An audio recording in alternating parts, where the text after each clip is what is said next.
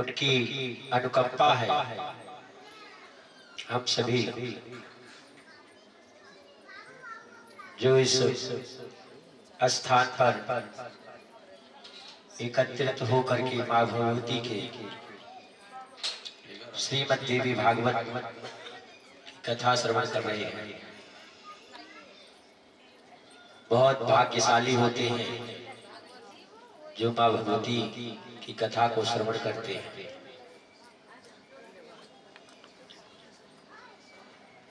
जो माँ की सेवा करते हैं, जिनके ऊपर माँ की ममता होती है, माँ की कृपा होती है,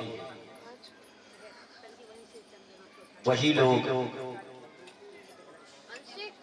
जिनके बहुत ही अच्छे कर्म होते हैं, जो कहीं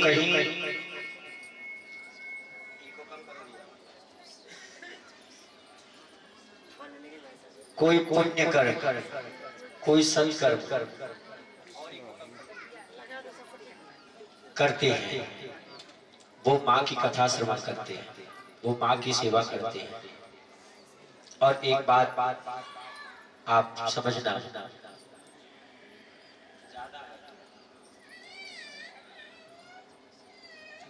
कि माँ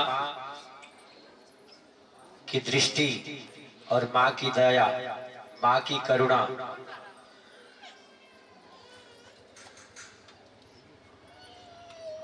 उनके अंदर इतनी ममता होती है कि शायद उसका हम मोल कभी चुका नहीं सकते। संसार में, इस पूरे ब्रह्मांड में आप सभी के ऋण को पूरा कर सकते हैं, सभी के कर्ज को आप पूरा कर सकते हैं, लेकिन जो माँ का ऋण होता है ना, वो कभी कोई भी पूरा नहीं कर सकता है, किसी जन्म में भी नहीं कर सकता है। जो माँ ने हमें दूध का कर्ज दिया है ना, वो कर्ज सबसे बड़ा है। ऐसी माँ को हम कोटि कोटि बार प्रणाम करते हैं। भाई बहनों, जीवन में कभी भी अपने माँ को दुखी मत करना। माँ के दिल को कभी मत दुखाना। ये कथा तो एक बहाना है, लेकिन वास्तविक ये है कि हमारे अंदर एक भाव को जगाना है। हम सभी को अपने अंदर एक ऐसे भाव को लाना है कि हम कभी भी अपने माता और पिता के दिल को ना दुखाएं। यदि हम उनके आदेश का पालन करें तो सबसे बड़ी सेवा वही है, जो अपने माँ और पिता के आदेश का पालन करें। जो मर्यादा पुरुषोत्तम ब्रह्म स्वरूप अखंड ब्रह्मांड नायक भुवनेश्वर ब्रह्म अनामय अज भगवंता व्यापक अजित अनादि अनंता गोदुज धेनु देव हितकारी कृपा सिंधु मानुष तनधारी। जो भगवान श्री राम अनेक रूपों को धारण किए हुए, जो पूरी ब्रह्मांड के लोक नायक हैं, जो ब्रह्म के अवतार हैं, वो प्रभु मर्यादा पुरुषोत्तम अपने माता पिता के आदेश का पालन करते हैं।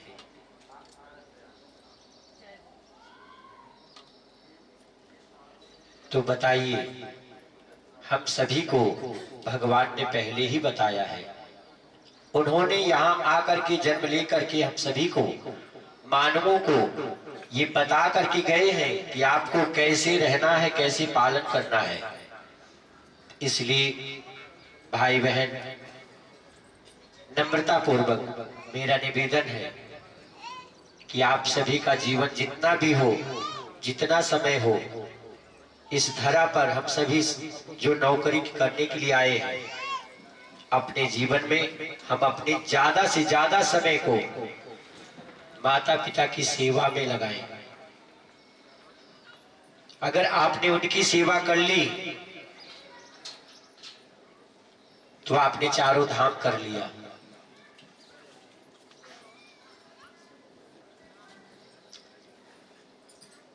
मां की ममता ऐसी होती है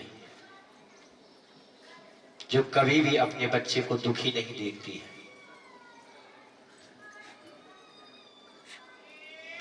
बहुत भाग्यशाली व्यक्ति होता है वो जिनके ऊपर मां की कृपा होती है, मां का आंचल का साया होता है। याद रखना, जब हमारे ऊपर से माता पिता का साया उठ जाएगा ना, तो संसार में आप अकेले पाओगे। तब आपको कोई भी अच्छा नहीं लगेगा, ना पुत्र, ना पुत्री, ना धन, ना दौलत। आपको ऐसा कुछ लगेगा जैसे मेरा कोई अनमोल चीज खो गया, जो मेरे पास नहीं है, जो मेरा सहारा था सबसे बड़ा, जो हमारे मित्र के रूप में भी थे, हमारे भाई के रूप में भी थे, वो हमारे माता पिता के रूप में थे, सखा के रूप में थे। वो तब आपको याद आएगा कि मां और पिता का क्या स्नेह होता है, क्या प्यार होता है। संसार में कोई ऐसा नहीं है, लेकिन हम सबसे ज्यादा ही माता पिता को ही दोष देते हैं बड़े होकर के कि आपने किया क्या। अरे हम उनको दोष दे रहे हैं जिन्होंने हमें जन्म दिया, जो हमारे भगवान हैं, जो हमारे जन्म के दाता हैं। हम उनको दोष दे रहे हैं छोटी छोटी वस्तुओं के लिए, छोटे छोटे धन दौलत के लिए। अरे क्या बात है, कैसी मानसिकता हो गई हम लोगों की। अरे उनका तो कर्ज आप कभी नहीं उतार सकते हैं। जिस माता पिता ने स्वयं की इच्छाओं का हनन करके और आपकी इच्छा को पूरी की हो, दिन रात मेहनत किया कि हमारा बच्चा भूखा न रहे, हमारे बच्चे को किसी प्रकार की कोई कमी ना रहे, कोई अभाव ना रहे, और उस माता पिता को बड़ी होकर के कहते हैं कि आपने क्या किया हमारे लिए। वाह, क्या बात है। ऐसी सोच, ऐसी बुद्धि, विकृत बुद्धि हो गई हमारी, और हम मंदिर जाकर मत्था टेक रहे हैं, देवी देवताओं के सामने प्रार्थना कर रहे हैं, पूजा कर रहे हैं। अरे हमारे भगवान तो हमारे घर में है। जब हम उनको दुखी करके आ रहे हैं तो कैसे आप समझ रहे हैं कि हमारे देवी देवता प्रसन्न हो जाएंगे। प्रेम से बोले जय माता दी।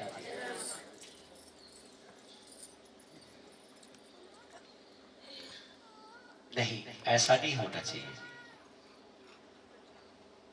हम सभी जितना प्रेम, जितने भक्ति, जितना आदर हम भगवान को देते हैं, उससे भी कहीं ज्यादा आदर भाव प्रेम हमें अपने अपने माता पिता के लिए होना चाहिए।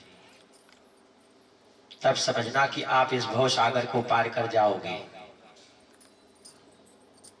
नहीं तो बैतरणी नदी में हम सबको जाना पड़ेगा। बैतरणी नदी से कोई पार नहीं होता है।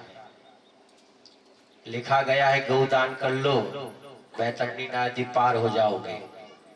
लेकिन ऐसा मत सोचना, जब तक माता पिता की सेवा नहीं करोगे, वो प्रसन्न नहीं होंगे, वो अपना आशीर्वाद नहीं देंगे, तब तक आप इस भवसागर को नहीं पार होंगे। प्रेम से बोलो सच्चे दरबार की।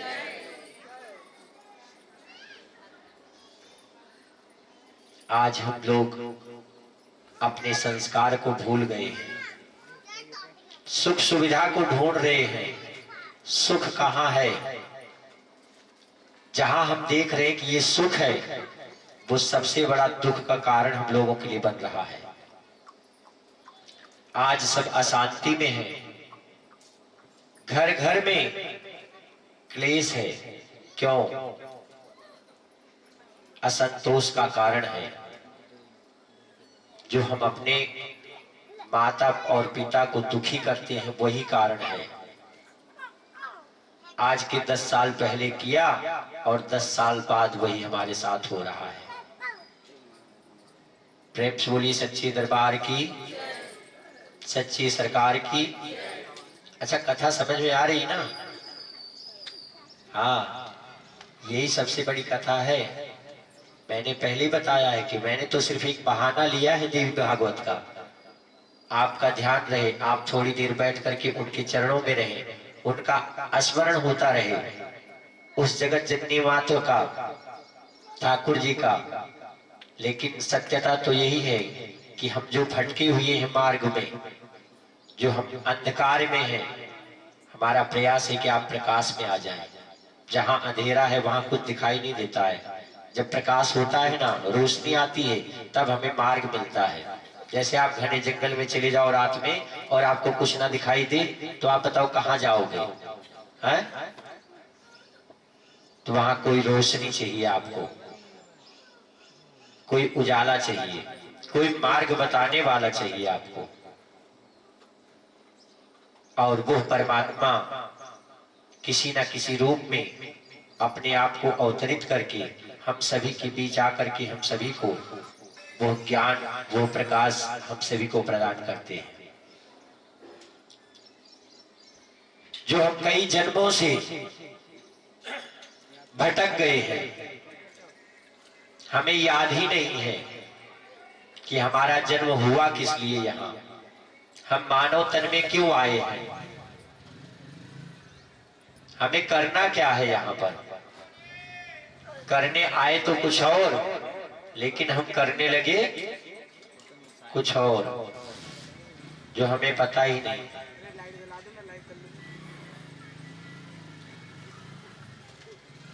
किसी संत ने बहुत अच्छे भजन लिखे हैं, ज्यादा तो नहीं याद है, थोड़ा सुना दे रहा हूं। सबसे बड़ा भजन कैसा होता है? अरे मन की तरंग मार लो, मन की तरंग मार लो, बस हो गया भजन। आदत बुरी सुधार लो, बस हो गया भजन। मन की तरंग मार लो। आए हो तुम कहां से और जा रहे किधर? आए हो तुम कहां से और जा रहे किधर? इतना ही तुम विचार लो, इतना ही तुम विचार लो, बस हो गया भजन। आदत बुरी सुधार लो, बस हो गया भजन। आदत बुरी सुधार लो, बस हो गया भजन। कोई तुम्हें बुरा कहे, सुन कर करो क्षमा। कोई तुम्हें बुरा कहे, सुनकर करो क्षमा। ये भैया, ऐसा होता है क्या हमारे साथ? कोई अगर हमको एक बात बोल दे, क्या हम सुनकर चले जाते हैं? नहीं, फिर तो उसका सामने वाले को देना है। अरे मैं कैसे, किससे कम हूं क्या? है? अरे पिता बेटे में, माता बेटे में, माता पुत्री में, भाई बहन में, पड़ोसी में किसी से भी नहीं सुन सकते हम, हमारे अंदर इतना ही वो है। हाँ, कोई उल्टा बोल के तो देखे, अरे बोल कैसे दिया मुझे, मेरे अंदर ज्ञान कम है क्या? अरे मैं तुमसे ज्यादा ज्ञानी हूं। हाँ, मैंने बहुत देखा है जमाने में अपने, तुम्हें क्या पता कल कल के बच्चे हो कैसा बोलते, ऐसे ही बोलते हैं ना। हाँ, कोई तुम्हें बुरा कहे सुन कर करो क्षमा, कोई तुम्हें बुरा कहे सुन कर करो क्षमा, वाणी का स्वर संभाल लो, वाणी का स्वर संभाल लो, बस हो गया भजन, वाणी का स्वर सुधार लो, बस हो गया भजन, आदत बुरी सुधार लो, बस हो गया भजन, मन की तरंग मार लो, बस हो गया भजन, आदत बुरी सुधार लो, बस हो गया भजन, नेकी सभी के साथ में बन जाए सो करो, नेकी सभी के साथ में बन जाए सो करो, मत सिर बदी का भार लो। क्या कहना है? अरे किसी के काय अपने सर पे भार ले ले, मत सिर बदी का भार लो, बस हो गया भजन, आदत बुरी सुधार लो, बस हो गया भजन, मन की तरंग मार लो, बस हो गया भजन, कहना ये साफ साफ है नानक कबीर का, कहना ये साफ साफ है नानक कबीर का, आत्म रूप निहार लो, बस हो गया भजन, आत्म रूप निहार लो, बस हो गया भजन, आदत बुरी सुधार लो, बस हो गया भजन, मन की तरंग मार लो, बस हो गया भजन, प्रेम से बोली राघवेंद्र सरकार की जय। भैया देखो, जब आप कथा सुनेगे ना, सही सही कथा, भगवान की लीला, माँ की लीलाओं का, तो आलस भी आएगा और निद्रा मैया को वरदान भी मिला है। जब कुंभकर्ण का वध किए राम जी ने, तो निद्रा मैया ने कहा कि प्रभु अब बताओ अब मैं कहाँ जाऊं? है तो भगवान बोले अच्छा ये भी बड़ी विपत्ति है, तुम्हें भी स्थान देना पड़ेगा। तो बोले हाँ वो तो है, अभी 6 महीना सोती थी, एक दिन जागते थे, तो मैं यहीं अपना आराम से निवास कर रही थी इनके पास। अब आपने इनका तो कल्याण कर दिया, उद्धार कर दिया, अब मैं कहाँ जाऊं? तो भगवान ने कहा अच्छा ऐसा है कि जहाँ हमारी कथा होती रहे, पूजा होता रहे, तुम वहीं चले जाना धीरे से, और जो जिनका मन न लगे उनके ऊपर सवार हो जाना, तो धीरे धीरे उनका ध्यान लग जाएगा, कभी इधर हो जाएंगे। तो निद्रा मैया को वरदान भी मिला है, इसीलिए कथा वगैरह में संगीत किया जाता है, संगीत से मन लगता है। हाँ, नाचते हैं, कूदते हैं, हर्षोल्लास में रहते हैं तो मन लगता है। और कथा हमेशा सावधान होकर के सुनना चाहिए। कथा सुनने के लिए सती जी को एक बार भगवान भोलेनाथ जी ने भी किया था। हाँ, वो भी कथा सुनने के लिए गई थी अमर पर्वत, वहां अमरकंटक पर। और क्या हुआ, वहां जो है ना वो सो गई, क्योंकि अमर कथा थी, यही भागवत कथा जो चल रही है यही। और जब भगवान और किसके पास, भरद्वाज जी के पास वहां गए हुए थे, तो कथा में सो गई। अमर कथा सुना रहे भगवान शिव जी, और वो सो गई। सुखदेव मुनि जी वो जो थे तोता, उसने कथा सुनी, हुकारी उसने भरी। और जब सो करके जगी पार सती मैया, तो भगवान ने कहा कथा आपने सुनी, कुछ पूछा? तो बोले अरे मैं तो बीच में थोड़ा सा मेरा ध्यान लग गया था। बोले हो गया कल्याण। तो भगवान भोलेनाथ जी ने देखा अरे अमर कथा सुनी किसने? तो वो सुखदेव जी ने सुना था। अपना त्रिशूल छोड़ दिया और वो भागे, वहां से अंडा से निकल गया और भागे, और पीछे पीछे त्रिशूल।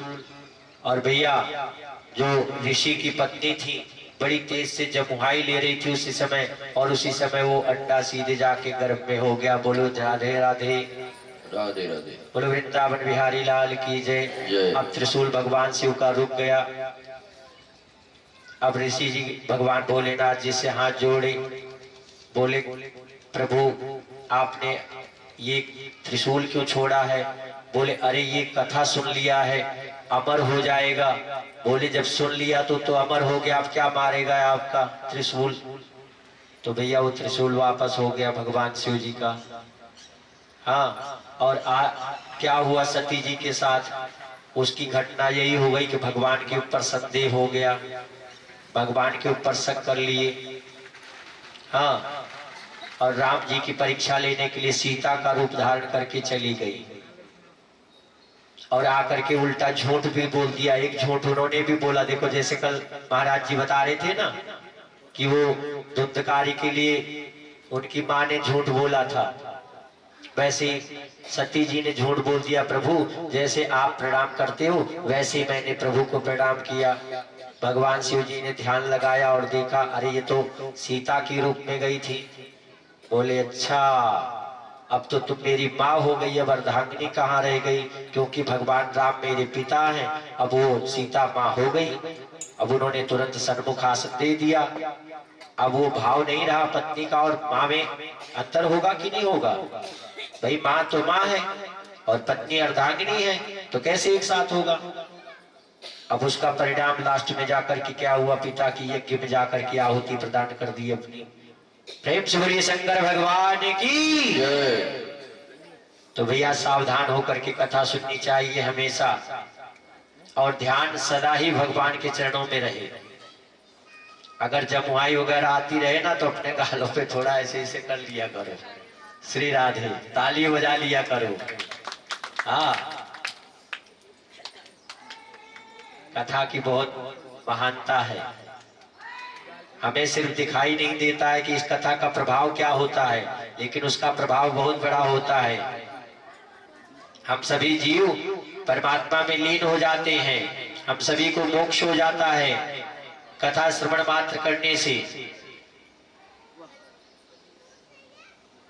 प्रेम से बोलिए सच्चे दरबार की। आइए थोड़ा सा मां भगवती का हम सभी ध्यान कर लें। ओम श्री दुर्गा देवी नमः। खड्गं चक्र गदेषु चाप परिघाच्छूलं भुशुण्डिं शिरः शंखं सदतीं कैरस्त्रितनयनां सर्वाङ्गभूषावृतां नीलास्य मधुतिमास्य पाददशकां सेवे महाकालिकां यामाश्वतो स्वपते हरो कमलजो हन्तुं मधुं कैटभम् अक्षस्रक् परशुङ्गदेषु कुलिशम् पद्मं धनुषकुण्डिका दण्डं शक्तिमसिं च चर्मं जल्जम् घण्टासुराभाजनम्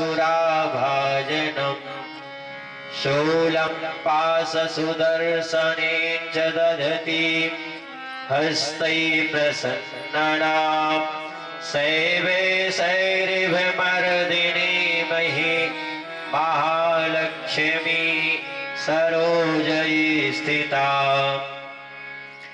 घण्टाशूलहलानि शङ्खमुसले चक्रं धनुषायकम् हस्ताब्जैर्दधतीं घनान्तविलक्ष्यसीतांशतुल्यप्रभाम् गौरी देहसमुद्भुवां त्रिजगदा माधारभूता महाम् पूर्वामत्र सरस्वतीमनुभजे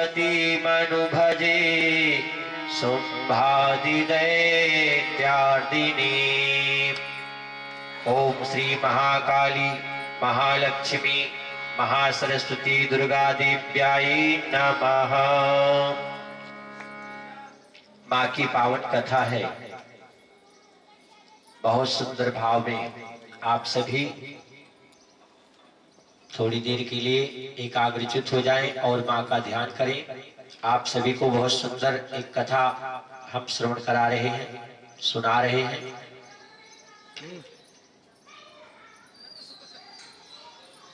भगवान विष्णु के सो जाने पर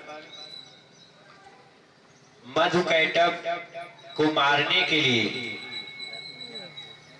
कमल जन्मा ब्रह्मा जी ने जिनका स्तवन किया, उन महाकाली देवी का मैं सेवन करता हूं।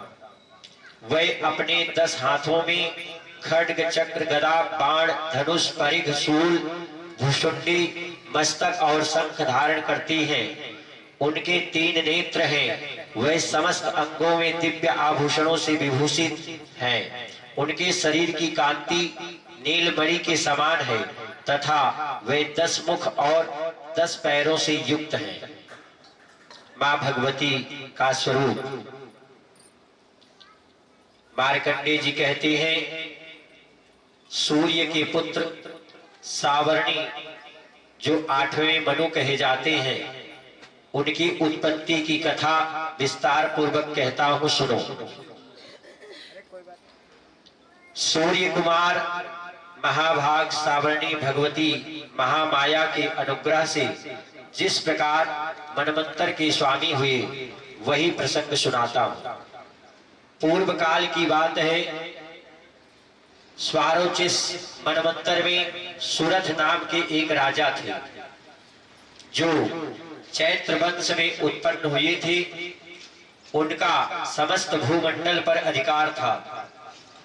वे प्रजा का अपने औरस पुत्रों की भांति धर्म पूर्वक पालन करते थे। जो भी उस समय कोला विध्वंसी नामक के क्षत्रिय उनके शत्रु हो गए थे। राजा सुरथ की दंड नीति बड़ी प्रबल थी। उनका शत्रुओं के साथ संग्राम हुआ। यद्यपि कोला विध्वंसी संख्या में कम थे, तो भी राजा सुरथ युद्ध में उनसे परास्त हो गए और तब वे युद्ध भूमि से अपने नगर को लौट आए और केवल अपने देश के राजा होकर रहने लगे। समूची पृथ्वी से अब उनका अपने देश से अधिकार जाता रहा, किंतु वहां भी उस प्रबल शत्रुओं उस समय महाभाग राजा सुरथ आक्रमण कर दिया। महाभाग राजा सुरथ पर आक्रमण कर दिया। फिर उनके ऊपर आक्रमण हो गया सुरथ नाम के राजा के ऊपर। राजा का बल क्षीण हो चला था, इसलिए उनके दुष्ट बलवान एवं दुरात्मा मंत्रियों ने वहां उनकी राजधानी में भी राजकीय सेना और खजाने को हथिया लिया। सूरज का प्रभुत्व नष्ट हो चुका था, इसलिए वह शिकार खेलने के बहाने घोड़े पर सवार हो वहां से अकेले ही एक घने जंगल में चले गए। वहां उन्होंने विप्रवर मेधा मुनि का आश्रम देखा, जो कितने ही हिंसक जीव अपनी स्वाभाविक हिंसा वृत्ति छोड़कर परम शांत भाव से रहते थे। मेधा जी के आश्रम में मुनि के बहुत से शिष्य उस वन की शोभा बढ़ा रहे थे। वहां जाने पर मुनि ने उनका सत्कार किया और वे उन मुनिश्रेष्ठ के आश्रम पर इधर उधर विचरते हुए कुछ काल तक रहे। फिर ममता से आकृष्ट चित्त होकर वहां इस प्रकार चिंता करने लगे, पूर्व काल में मेरे पूर्वजों ने जिसका पालन किया था वही नगर आज मुझसे रहित हो गया। पता नहीं मेरे दुराचारी भृत्यगण उसकी धर्म पूर्वक रक्षा करते हैं या नहीं। जो सदा मद की वर्षा करने वाला और सूरवीर था, वह मेरा प्रधान हाथी अब शत्रुओं के अधीन होकर न जाने किन भोगों को भोगता होगा। जो लोग मेरी कृपा धन और भोजन पाने से सदा मेरे पीछे पीछे चलते थे, वह निश्चय ही अब दूसरे राजाओं का अनुसरण करते होंगे। उन अपव्ययी लोगों के द्वारा सदा खर्च होते रहने के कारण अत्यंत कष्ट से जमा किया हुआ मेरा वह खजाना खाली हो गया। ये तथा और भी कई बातें राजा सूरत निरंतर सोचते रहते थे। एक दिन उन्होंने वहां विप्रवर मेधा के आश्रम के निकट एक वैश्य को देखा और उससे पूछा, भाई तुम कौन हो? यहाँ तुम्हारे आने का क्या कारण है? तुम क्यों शोकग्रस्त हो और अनमने से दिखाई देते हो? राजा सूरज का यह प्रेम पूर्वक कहा हुआ वचन सुनकर वैश्य ने विनीत भाव से उन्हें प्रणाम करके कहा। वैश्य ने बोला कि हे राजन, मैं धनियों में कुल में उत्पन्न एक वैश्य हूँ। मेरा नाम समाधि है। मेरे दुष्ट स्त्री पुत्रों ने धन से के लोभ से मुझे घर से बाहर निकाल दिया। मैं इस समय धन, स्त्री और पुत्रों से वंचित हूँ। मेरे विश्वनीय बंधुओं ने मेरा ही धन लेकर मुझे दूर कर दिया, इसलिए दुखी होकर मैं चला आया हूँ। यहाँ रहकर मैं इस बात को नहीं जानता कि मेरे पुत्रों की, स्त्री की और स्वजनों की कुशल है भी या नहीं। इस समय घर में वे कुशल से रहते हैं अथवा उन्हें कोई कष्ट है। वे मेरे पुत्र कैसे हैं? क्या वे सदाचारी हैं अथवा दुराचारी हो गए? राजा ने पूछा कि जिन लोभी स्त्री पुत्र आदि से धन के कारण तुम्हें घर से निकाल दिया, उनके प्रति तुम्हारे चित्त में इतना स्नेह बंधन क्यों है? जो तुमसे छीन लिया गया उनका मोह क्यों करते हो? वैश्य बोला, आप मेरे विषय में जैसी बात कहते हैं वह सब ठीक है, किंतु क्या करूं, मेरा मन निष्ठुरता नहीं धारण करता। जिन्होंने धन के लोभ में पड़कर पिता के प्रति स्नेह, पति के प्रति प्रेम तथा आत्मीय जन के प्रति अनुराग को तिलांजलि दे मुझे घर से निकाल दिया है, उन्हीं के प्रति मेरे हृदय में इतना स्नेह है। महामते, गुणहीन बंधुओं के प्रति भी जो मेरा चित्त इस प्रकार प्रेम मग्न हो रहा है, यह क्या है? इस बात को मैं जानकर भी नहीं जान पाता। उनके लिए मैं लंबी सांसें ले रहा हूँ और मेरा हृदय अत्यंत दुखित हो रहा है। उन लोगों में प्रेम का सर्वथा अभाव है, तो भी मैं उनके प्रति जो मेरा मन निष्ठुर नहीं हो पाता, इसके लिए क्या करूं? मार्कंडेय जी कहते हैं, हे ब्राह्मण, तदंतर राजाओं में श्रेष्ठ और सुरथ और वह समाधि नामक वैश्य दोनों साथ साथ मेधा मुनि की सेवा में उपस्थित हुए और उनके साथ यथा योग्य न्यायानुकूल विनय पूर्वक पूर्ण रूप से बर्ताव करके बैठे। तत्पश्चात वैश्य और राजा ने कुछ वार्तालाप आरंभ किया। राजा ने कहा, भगवान, मैं आपसे एक बात पूछना चाहता हूँ, उसे बताइए। मेरा चित्त अपने अधीन न होने के कारण वह बात मेरे मन को बहुत दुखी देती है। जो राज्य मेरे हाथ से चला गया उसमें और उसके संपूर्ण अंगों में मेरी ममता बनी हुई, मुनि श्रेष्ठ, यह जानते हुए भी कि वह मेरा अब नहीं है, अज्ञानी की भांति मुझे उसके लिए दुख होता है क्या? यह क्या है? इधर यह वैश्य भी घर से अपमानित होकर आया है। इसके पुत्र, स्त्री और भृत्यों ने इसे छोड़ दिया, स्वजनों ने भी इसका परित्याग कर दिया, तो भी यह उनके प्रति अत्यंत हार्दिक स्नेह रखता है। इस प्रकार यह तथा मैं दोनों ही बहुत दुखी हैं। जिसमें प्रत्यक्ष दोष देखा गया है, उस विषय के लिए भी हमारे मन में ममता जनित आकर्षण पैदा हो रहा है। ये महाभाग, हम दोनों समझदार हैं, तो भी हमें जो मोह पैदा हुआ है वह क्या है? विवेक शून्य पुरुष की भांति मुझ में और इसमें भी यह मूढ़ता प्रत्यक्ष दिखाई देती है। ऋषि बोले, हे महाभाग, विषय मार्ग का ज्ञान सब जीवों को है। इसी प्रकार विषय भी सबके लिए अलग अलग है। कुछ प्राणी दिन में नहीं देखते और कुछ दूसरी रात में ही नहीं देखते, तथा कुछ जीव ऐसे हैं जो दिन में और रात्रि में बराबर ही देखते हैं। यह ठीक है कि मनुष्य समझदार होते हैं, किंतु केवल वे ही ऐसे नहीं होते। पशु, पक्षी और मृग आदि सभी प्राणी समझदार होते हैं। मनुष्यों की समझ भी वैसी ही होती है जैसी उन मृग और पक्षियों की होती है। यह मोह का बंधन तो सभी के साथ रहता है, अपनापन सभी के साथ रहता है। जितना अपनों के साथ लगाव होता है उतना पड़ोसी के साथ नहीं होगा। ये भगवान की माया के द्वारा होता है, ये आदि शक्ति के द्वारा होता है।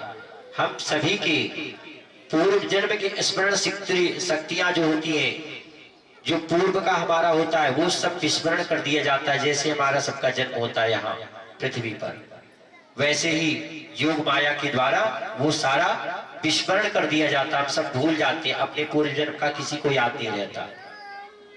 पूर्व जन्म की बात छोड़ो, हम 9 माह जब गर्भ में रहते तब भी हमको कोई कुछ नहीं याद रहता।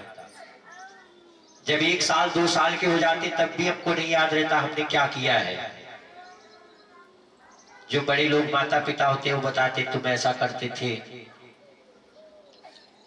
चोरी से गुड़ खाते थे चुरा करके, हाँ, बहुत शरारती थे। तो अनेक प्रकार से उनके बारे में बताया जाता है, लेकिन हमें स्वयं नहीं ज्ञात होता है। हम सारे भूले रहते हैं। ये मोह का बंधन होता है। तो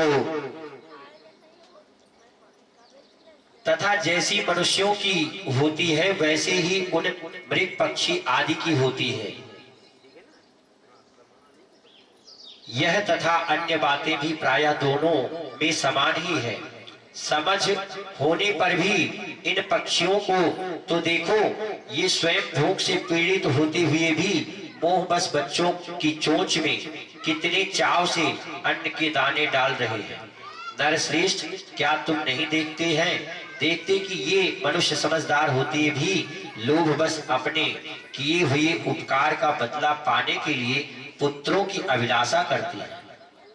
यद्यपि उन सब से उन सब में सबकी समझ कमी नहीं है, तथापि वे संसार की स्थिति जन्म मरण की परंपरा बनाए रखने वाले भगवती महामाया के प्रभाव द्वारा ममता मय भंवर से युक्त मोह के गहरे गर्त में गिराए गए। वो महामाया योग माया का प्रभाव होता है, इसलिए इसमें आश्चर्य नहीं करना चाहिए। जगदीश्वर भगवान विष्णु की भगवती महामाया देवी ज्ञानियों के भी चित्त को बलपूर्वक खींचकर मोह में डाल देती है। बाबा तुलसीदास जी ने भी लिखा है रामचरितमानस में, आप सभी पढ़ा करें, अपने घर में एक रामायण की पुस्तक जरूर लाएं अर्थ के साथ, और रोज एक पर्चा पढ़ें, कम से कम एक पर्चा, एक पेज, और हिंदी पढ़ें, तब आपको उससे थोड़ा सा ज्ञान होगा। तब जो भौतिक पदार्थों में ज्यादा लगे ना, हम लोगों के साथ जो क्लेश होता है घर परिवार में, तब कम होगा। अपने बच्चों को भी हम पढ़ाएं, उसको, उनको ज्ञान होगा उसमें। उसमें भी लिखा हुआ है, बाबा जी ने बड़े भाव में लिखा है, मोह सकल व्याधि कर मूला। सारे व्याधियों की जड़ जो है वो मोह है हमारे अंदर, और ये मोह किसका है? वो योग माया महामाया श्री भगवती देवी का है। वो आप चाह करके उसे आप हटा नहीं सकते हो। इसीलिए जब माँ भगवती की हम शरण में रहेंगे, माँ की शरण में रहेंगे, तो वो हमें परमात्मा तक मिला देंगे, वो हमें वहां तक पहुंचा देंगे।